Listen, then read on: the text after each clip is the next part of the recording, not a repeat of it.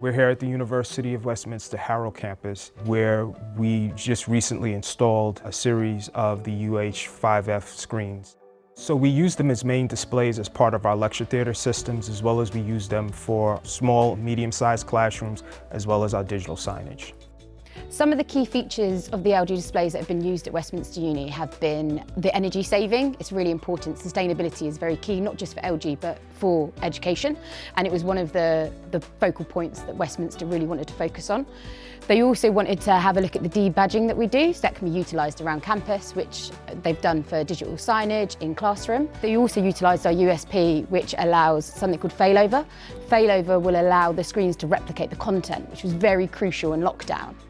I think the benefit of having LG screens here is that it really complements the technology that we're using now. We make sure that the technology that they're going to interface when they get into the real world is part of a system that they're learning from as well.